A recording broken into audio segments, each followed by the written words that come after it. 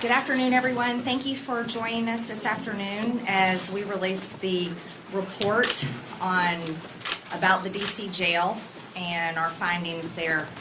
Unusually cruel.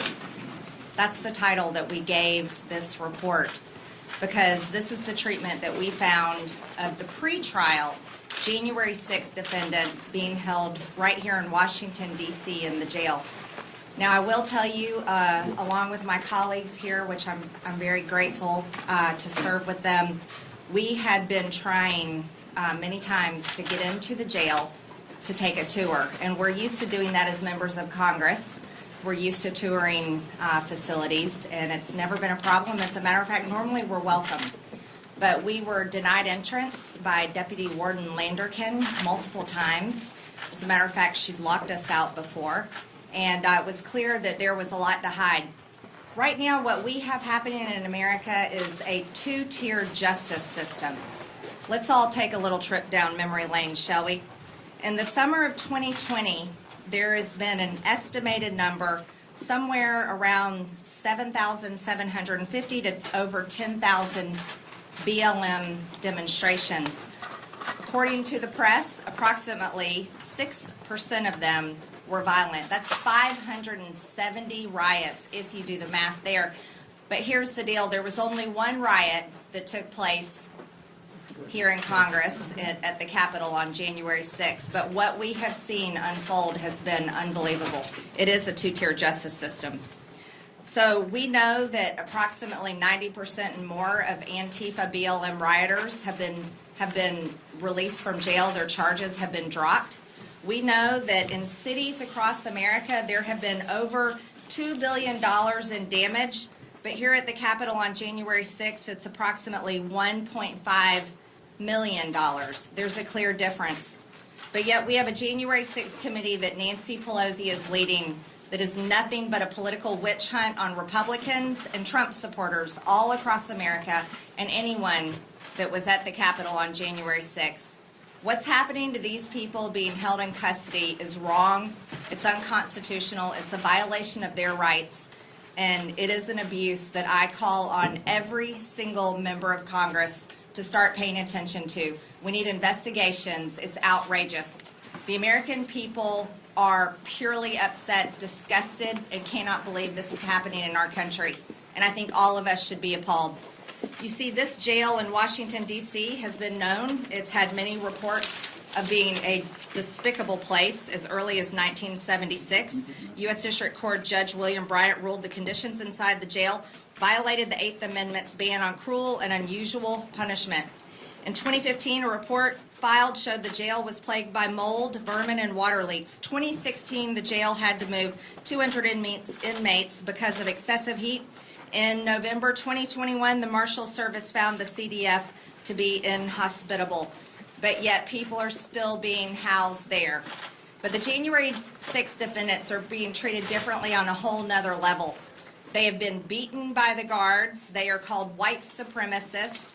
They are denied religious services, haircuts, shaving, the ability to trim their fingernails.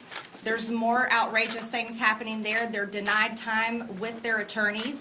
They are denied the ability to even see their families and have their families visit there. They're denied bail and being held there without bail. Many of these people have never been charged for a crime before.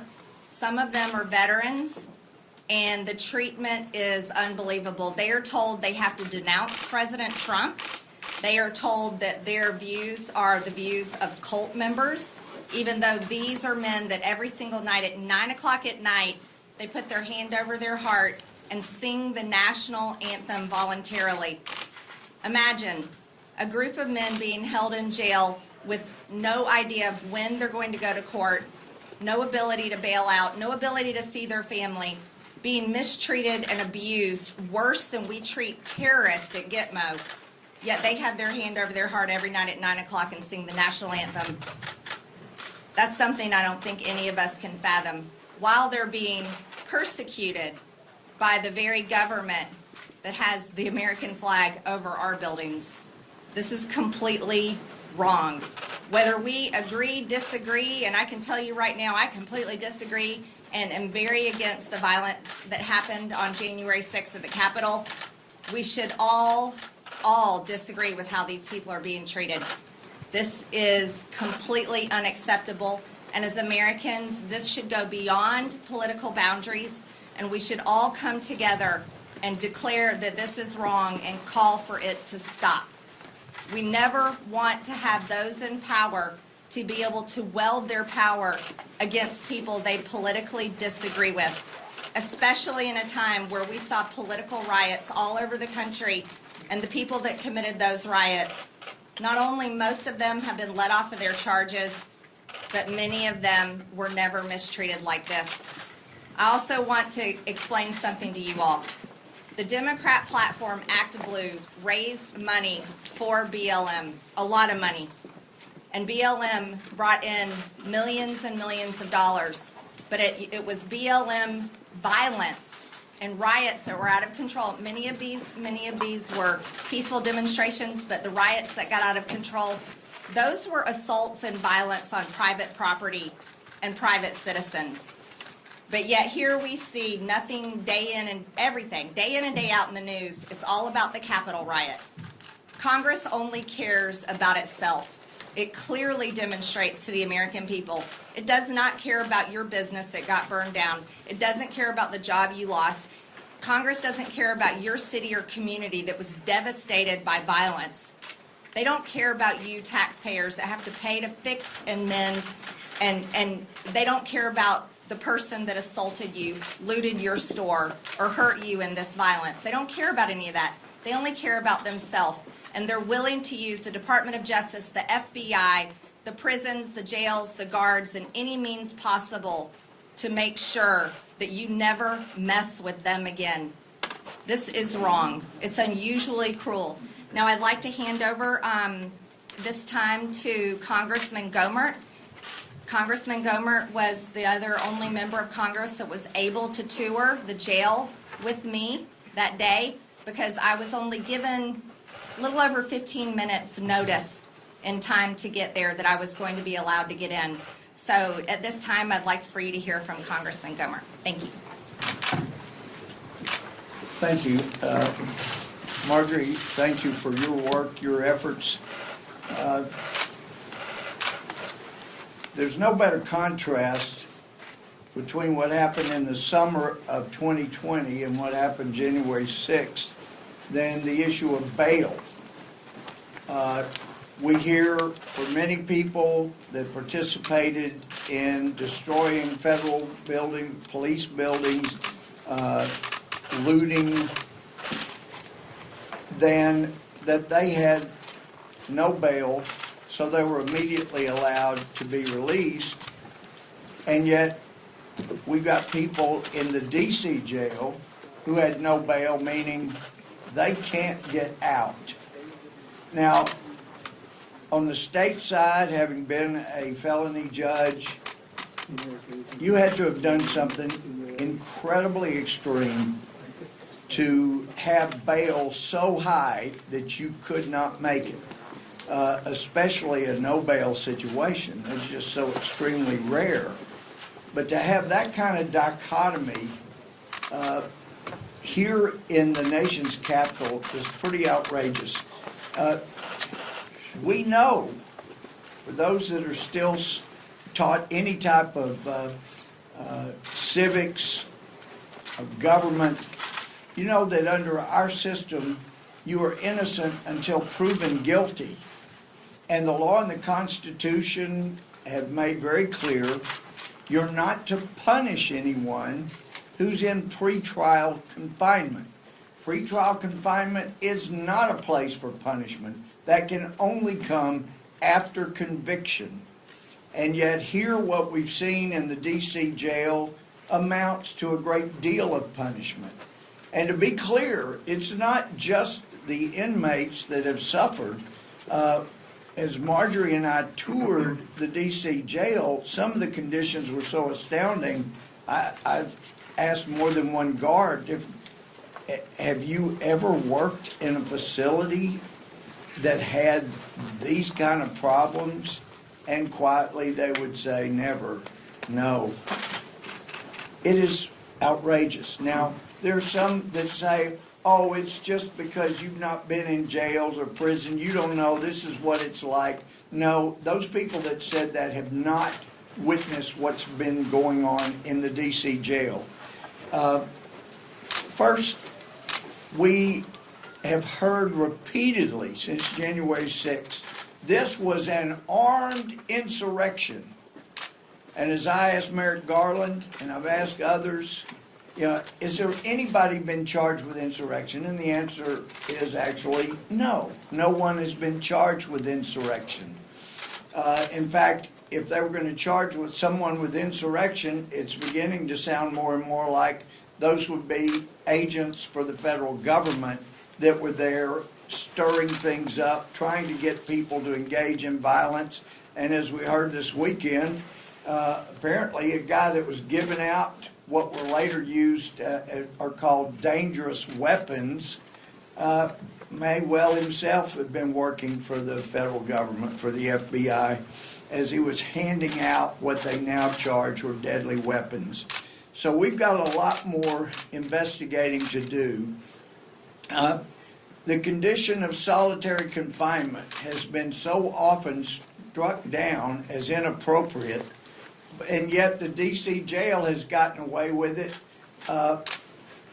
for such things as, how dare you demand to talk to your lawyer in person because now we will have to put you in solitary confinement. We'll call it quarantine for 2 weeks. It's bad enough what they're suffering from, but to discourage the ability to talk to your attorney, and what we saw as we go in the building, they got a great facility there. The plexiglass, the phones on either side, you could see your attorney, and it wouldn't require anything after the visit other than wiping down the phone and the area where they were. And yet they have used this idea, oh, if you're going to talk to your attorney, we're going to have to lock you up in solitary for 14 days. This is the kind of punishment that they have had meted out to them, and it really has to stop. And we know the U.S. Marshal, when they finally had enough, we didn't know that they were going. We didn't know immediately after they went. But they had gotten concerns about the facility. They go in, they do a certain, well, they're taken in to the area where the other prisoners were held, not the January 6th, and that gave them time to scrub off mold and try to clean up the area where the January 6th inmates were. And they did that. They had enough time to get some of the nastiest parts cleaned up, so that the U.S. Marshal held that the cleaner side of the jail was not adequate, and those 400 people needed to be shipped out to incarceration in Pennsylvania. And then by the time they get over to where the January 6 folks were, it was cleaner, and they let that go. Then after that, before we went over for an inspection, for a tour, they had done some painting and had allowing them 2 hours outside their solitary confinement. One of the older gentlemen there, he's alleged to have had a gun, and I know the Attorney General Garland was either being dishonest or he let us know that he's incompetent. When I asked him, was anybody inside the Capitol found to have had a gun? And he knew the answer, I knew the answer, and yet he said, in fact, well, I'm not sure where it was, but I know there was a gun found. Well, and that's one of the reasons they're keeping this elderly gentleman in jail. You look at his hand, and it's obviously dark, looks like it's going toward gray or black. You know, that's normally leading toward amputation when it gets that bad, but they haven't given him proper medical care. Another inmate had his finger going just sideways at the last joint. He said it was broken by one of the guards, and they won't allow him to get medical care for that. There are just all kinds of things there. The refusal to allow them to have haircuts or shave they're creating people that look like the Unabomber. And I know from my experience, if a jail facility will not allow an inmate to prepare for court so that he's not brought in looking like a criminal, then that jail facility is going to be sanctioned by the judge that in whose court they're brought. None of those things are happening. We've got one judge, Judge Lambert, that has started to take action, but there's not nearly enough. We need all of the videos that anybody has, but it's the federal government. I don't understand why our speaker is trying to hide evidence while they run around looking for anything that might help them make Republicans look bad. But we did get a clue from finding this tweet by the deputy, our deputy warden Landerton, 2 years ago, in response to this tweet, had this to say: what she thinks should be done with people who support Trump. She said it 2 years ago, and she's been carrying out what she said ever since these people were admitted to jail. These people need to be relieved of their duty. She's the one that, when the four of us went up there to try to do a tour of the jail, we were lured outside, and then she runs around back in and locked the door to the main lobby where people come in. So there are people that are in charge that should not be. The inmates are being mistreated. And as somebody that's been a prosecutor, a felony judge, and a member of the crime subcommittee ever since I've been here, I've toured, I'm telling how many jails and prisons. And it's just hard for me to believe federal judges are allowing this to go on right here. It is a bad omen for the country that this is happening. And at this time, I would like to yield to my friend from Florida, Congressman Gay. Well, I'm sure glad Nancy Pelosi kicked Marjorie Taylor Greene off her committees, because it has given her the opportunity to prepare this report, which constitutes the most rigorous oversight work Republicans have done in the 117th Congress. Lord help them when Dr. Gosar is able to join Congresswoman Greene's efforts with even more of his time. How many and who's next? That's what we're wondering. It's been 47 days since Attorney General Garland came to the House Judiciary Committee and misled our committee regarding the targeting of parents as domestic terrorists for attending school board meetings and having their voice heard. Because who's next? Is it going to be the parents who find themselves in the conditions that we see from the January 6 detainees? It's the January 6 detainees who are denied basic access to medical care and constitutional rights today. But tomorrow, it could be the school board parents. The day after that, the rest of us, all of you. It has been 174 days since my colleagues and I sent a letter to FBI Director Wray asking basic questions about the FBI's involvement in January 6th. Americans should not be languishing in hideous, unconstitutional conditions, waiting for basic answers like this, waiting for basic answers regarding evidence, waiting for access to counsel. This report must be a guidepost for ongoing Republican oversight effort in the Congress, because we are going to take power after this next election. And when we do, it's not going to be the days of Paul Ryan and Trey Gowdy and no real oversight and no real subpoenas. It's going to be the days of Jim Jordan and Marjorie Taylor Greene and Dr. Gosar and myself doing everything to get the answers to these questions. So Congresswoman Greene and Mr. Gomert's work here have been absolutely critical. Judge Gomert's legal analysis as a jurist is woven throughout this work product and incredibly helpful. And we are going to get the answers to these questions because this should not be happening in the United States of America. I would yield to Dr. Gosa. I thank my friend from Florida. It's been nearly a year has passed since the treatment of political prisoners held in detention facilities in Washington, D.C. in relation to the events on January 6th, and it is appalling. The physical conditions described by my friends of these inmates can only be described as inhumane. Lacking access to their attorneys, to evidence, families, and even proper nutrition, these inmates are suffering disproportionately for long periods of isolation from the outside world. Many inmates continue to describe harrowing stories of being held in confinement for 19 to 20 hours a day and only being allowed outside for a mere 2 days a week. They are being denied the right to attend chapel and a religious service. They aren't even allowed communion. Many have described having to burn their hair by utilizing harsh chemicals to even trim. Others have no access to toilets. Many share horrible stories of lacking adequate medical treatment. Those have been shared by my colleagues. These are not hardened thugs, murderers, or gang members with long histories of crimes. These are not unruly or dangerous, violent criminals. These are dads, brothers, veterans, teachers. All political prisoners who continue to be persecuted endure the pain of unjust suffering. I have repeatedly called for all individuals arrested for illegal acts on January 6th to be treated fairly.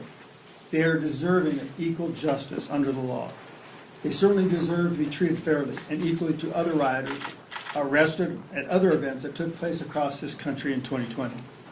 My question is this: Mr. Biden, Attorney General Garland, why are you so interested in ruining the lives of these folks instead of equal justice? Why won't you publicly release the hours and hours of video surveillance taken on January 6th? What are you afraid of? What are you hiding? The heart of this country is equal treatment, especially by the courts. The public demands and the defendants deserve equal justice under the law. What is being described by these political prisoners is nothing short of human rights violation. The silence from the ACLU and Amnesty International is deafening. Maybe we need to look once again at the NDAA for the indefinite detention of American citizens to make sure it's fully removed this time and this time finally. We cannot let these injustices go unnoticed, and we will continue to fight. I will yield back to Ms. Marjorie Taylor Greene.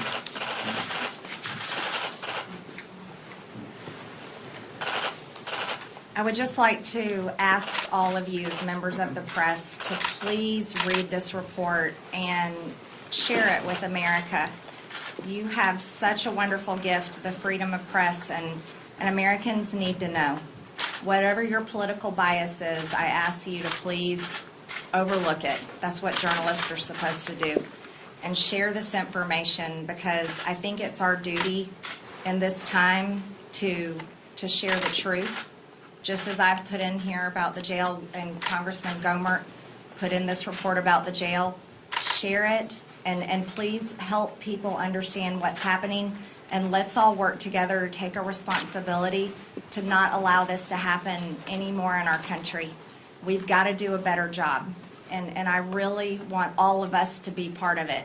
As members of Congress, we're calling on our colleagues to step up, and we have to bring this to an end. We need a good justice system, not one that persecutes people. And as members of the press, I ask you to tell the truth and report it. It's your responsibility to do so. And now we'll open the floor for questions.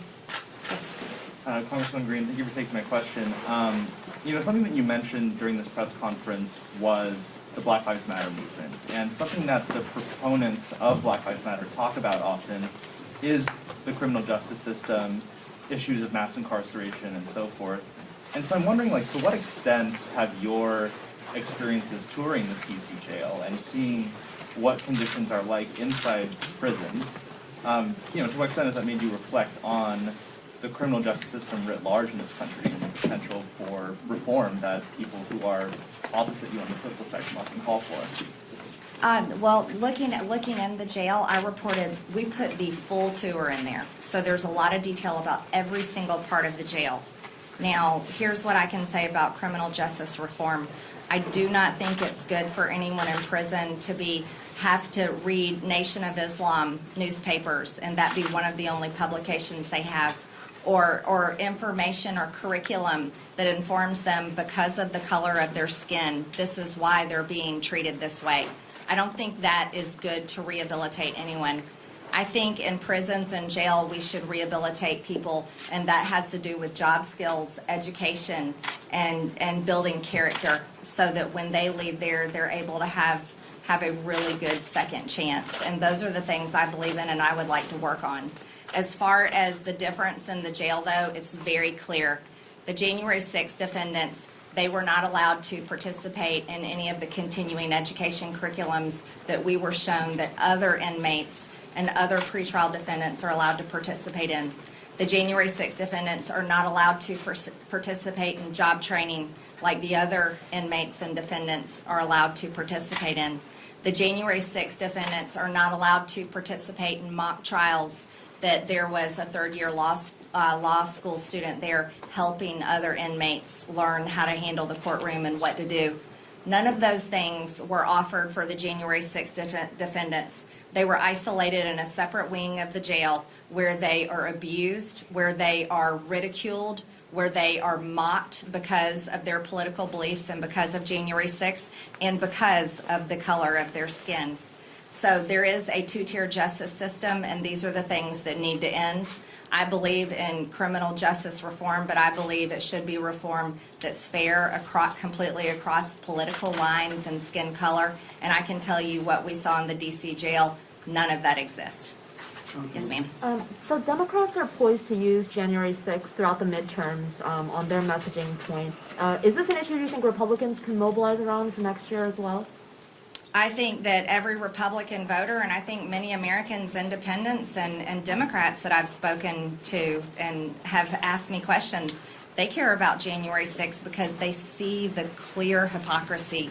You see, here's the problem with a lot of political consultants and people running for office. They forget that people aren't stupid. As a matter of fact, American people are really smart. And they're able to see when they're being lied to, such as when there's big political biases in the press. They're able to see when on a campaign ad on the television that, oh yeah, you want to show me the riot at the Capitol over and over again? Well, I remember the riots that went on in 2020, and they can drive down the road in their city and still see the burnt down car dealerships or stores and remember all the looting that took place and the police officers that were attacked. So I don't think this is about campaigns. I think this is about real events and what happened to the American people here in our country. Yes, sir. One question for you and one question for Judge Sanders. The D.C. Circuit, this is for you, the D.C. Circuit already ruled that most January 6th defendants should be released. But those who, quote, actually assaulted police officers, broke through windows, doors, and barricades, and those who aided, conspired to plan or coordinate such actions are in a different category of dangerousness than those who cheered on the violence or entered the Capitol after others cleared the way. Most defendants who are facing charges from January 6th have been released. Why are you choosing to single out these defendants who multiple courts have already found are in a different category of dangerousness as people who should be released and who are being treated unfairly when you say they shouldn't be detained at all, but the judges have found differently. Isn't your beef with them? I think there's a big political bias playing in the courts here in Washington, D.C., especially with the public defenders. The January 6th defendants that I spoke to and asked questions to in the jail said that if they have a public defender, they said their public defenders hate them. And they're being represented because they're poor and they can't afford to pay a lawyer, and they're being represented by public defenders that call them white supremacists, tell them they have to denounce President Trump, tell them they have to denounce their political views, want them to watch videos and read books that basically is critical race theory training in order for them to have this public defender represent them. You see, that's a political bias in the court. Let me go further. I'm not involved in anyone's cases here, and I'm not defending any of the actions that happened at the Capitol, nor will I, because as I said before, I didn't like it, and I don't agree with it. I objected to electoral college votes, but I wasn't a part of the riot and was shocked when it happened. But what I will tell you is the treatment of these people is absolutely wrong, and I spoke to people in the jail there that were not charged with violent crimes that walked through the Capitol. So when you see people being held indefinitely, and they've been held in solitary confinement 22, 23 hours a day, being held in a prison cell where their bathroom, their toilet doesn't work, and they have to hold it for more than 20 hours in order for them to wait to be able to use the toilet when they're let out.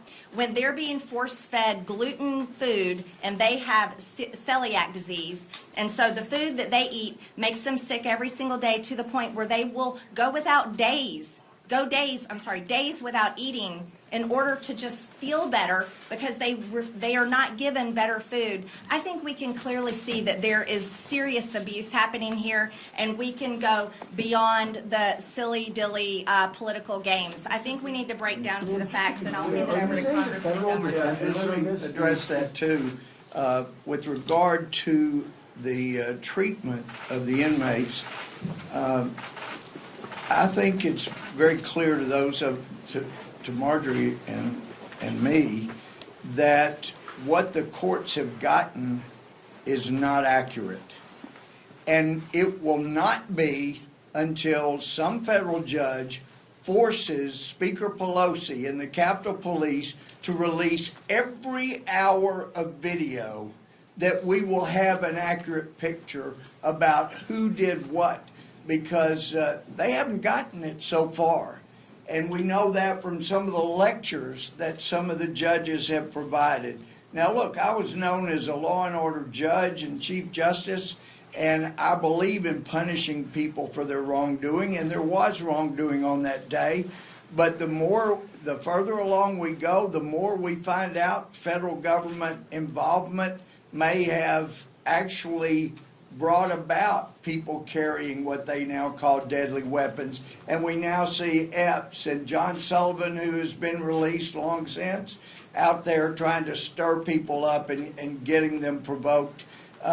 We need to get to the bottom of whose conduct was more egregious. And if it was people within our own Justice Department that were creating this situation or helping create it, or luring people that had no original idea of going as far as things went, then those people need to be punished too.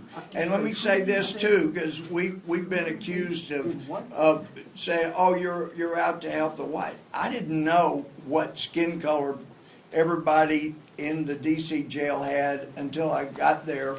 But other inmates were telling me the most verbally abused person in there happens to be black, that he has caught more flack than any of the white defendants. And it shouldn't matter about skin color. And to those that are doing the treating, it is really outrageous. People need to be fired. They need to be in some other area of employment rather than being in charge of people that they can abuse. Yes, ma'am. Judge Gomer, I just want to Congressman Gomer. because I didn't get to ask you my question. Let everybody ask one before you get back to your second. What's your question? Sir, you've made some pretty serious accusations. Are you saying that you have reason to believe that on surveillance video captured in this building on January 6th, there is evidence that federal agents staged or provoked the events of that day? Are you saying that is what will be found on that video? And that question indicates either a dishonesty on your part or a lack of integrity, because there is film out there publicly that shows Epps, Sullivan, other people who are participating. There is video we are not being allowed to see. When I was visiting with the inmates, very few of them had been given discovery, and it was lists of video, and they were saying, look, see this video, this is where it depicted this, and they skipped 1, 2, 3 segments And different ones were pointing out, that's the segment where this was shown, and that's what they're cutting out. Some judge is gonna have to get serious and release everything, so that we can all make that determination, because what we've seen so far, as more and more comes out, raises important issues that cannot be resolved until we get all the film. And if you have not seen federal hand in some of this, then you're not paying attention. Yes, ma'am. Congressman, do we have a estimate right now of how many detainees are still in the DC jails right now? The latest in between 40 and It's 50. somewhere between 40 and 50. But I would like to talk about what I saw on video footage when I was in the jail.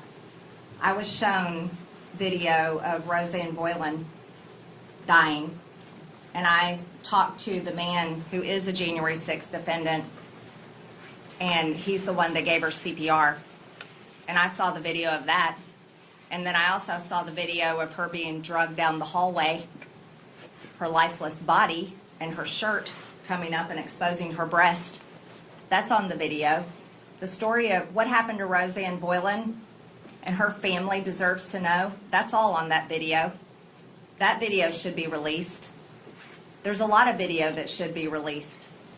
But I think if you want to write about what happened, somebody needs to demand that the video for Roseanne Boylan be released. And these questions you're raising used to be asked of people in government, people that had the video, that had the people that could verify, testify, but even more than that, the video. Those are the questions that need to be asked of them. Why are you not allowing all the video to be shown? And it sounds like to me that there's some people that don't have a problem with the way people are mistreated. I want to follow up on something Congressman Gates said. You said when the Republicans take back the House, quote, it won't be the days of Paul Ryan and Trey Gowdy and no real oversight. It's going to be the days of Jim Jordan and Marjorie Taylor Greene. Can you expound a little bit on what the days of Jim Jordan and Marjorie Taylor Greene are going to look like? Yeah, we're going to send subpoenas. We're going to conduct real oversight. We're going to show up in person and get answers. The notion that Republicans are going to take control of the House and we're going to hold hands in the warm spring rain with the Democrats and legislate is ludicrous. We have to make promises to our voters to get answers to these questions that we hear in our towns and in our communities. And when we get the power back, that ought to be our organizing principle. And this document that Congresswoman Green and Congressman Gomer led in preparing ought to be a guidepost in that effort. Can I just follow up on that real quick? Yeah, sure. Do you envision, you guys have talked a lot about, do you envision retaliation for members of the January 6th committee, for Republicans who have broken with the party, whether on impeachment or impeachment? Well, at this rate, I don't know that too many members of the January 6th committee are going to be back, but we'll see. Yes, sir. Congressman, if you do retake the House, would you want ex-President Trump to be the Speaker? I would. Have you talked to him about it? I have. And what did he say? Oh, I keep my conversations with the former president between the two of them. Yes, Gates or Ms. Green, what about the treatment of the Capitol police officers on that day? I mean, I was down here that day, not too far from here. We saw police officers who had been bear sprayed in their eyes and were blinded by many of these January 6th defendants that you are now, drawing attention to. So I don't remember you holding a press conference about the treatment or the unusually cruel treatment of Capitol police officers. You may not remember a particular press conference about police officers, but I have made many public statements and cried out against all violence against police officers. About the for police BLM. officers who defended this building? Yes, for the police, specifically Capitol Police here. Congressman Gomert sponsored a bill that I co-sponsored along with him, wanting to give, medals of honor, wanted to award them for how they were treated during the January 6th riot, but also extend it to police officers all across the country. I'm not going to separate them. I am very supportive of our police, and I have consistently denounced the violence here.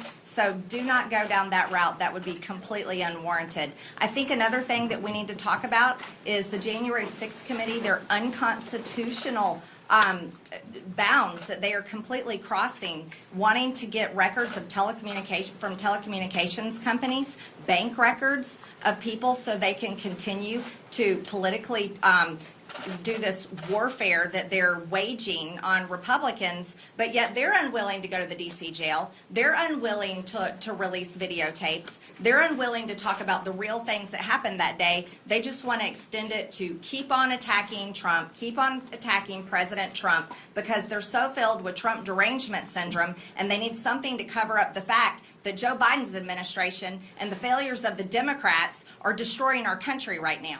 So I think the best thing that the January 6th committee should do is they should take a tour of the DC jail, and they should go look at the conditions that are happening there, and then, you know, talk to more police officers, talk to people, witnesses that were there that day, and release all the video. Because if we release all the video, then there's no speculation or guessing. It's all there for everyone to see, and that's how this nation can heal, when we are able to look at the truth. And let me respond to that as well. I've made clear that when it comes to anyone who did violence on a Capitol Police or any law enforcement here, that I would have no problem sentencing them, and I would sentence them to incarceration. That is serious. But when somebody is in pretrial confinement, it's very important we don't confuse punishment that comes after conviction with pretrial confinement, where the jailers get to make their own pronouncements of guilt and then carry out punishment. If we are going to have an orderly society, you betcha, I believe in punishing people who assault members of law enforcement. I have, I will. I've sent people to prison for long periods of time. But if we confuse the pretrial detention with post-trial punishment, then our system is hopelessly lost. And that's why we're raising Cain as we are here, because we want to salvage the system. Were any of you in touch with any of these defendants prior to January 6th, or anyone who's currently being detained? I've been in touch with no defendants. No, I haven't either. Didn't know any of them. And I've gotten letters from different ones. Thank you all So you so were in much. touch with them prior to the insurrection? No, let me be clear. When I said I'd gotten letters, that was after detention. I'm not aware of any contact with anybody that participated in January 6th and committed offenses. But it does raise the issue of an offense. I didn't know in June of 2016 that it was a felony crime, but for many of the January 6 inmates, they've been charged with obstructing an official session of Congress for 4 to 6 hours. And if we're going to have a fair system, then most of the Democratic Party in the House that was there in 2016 need to be charged with the same thing. They obstructed an official session of Congress for 26 hours. Thank you. Congressman, one more question.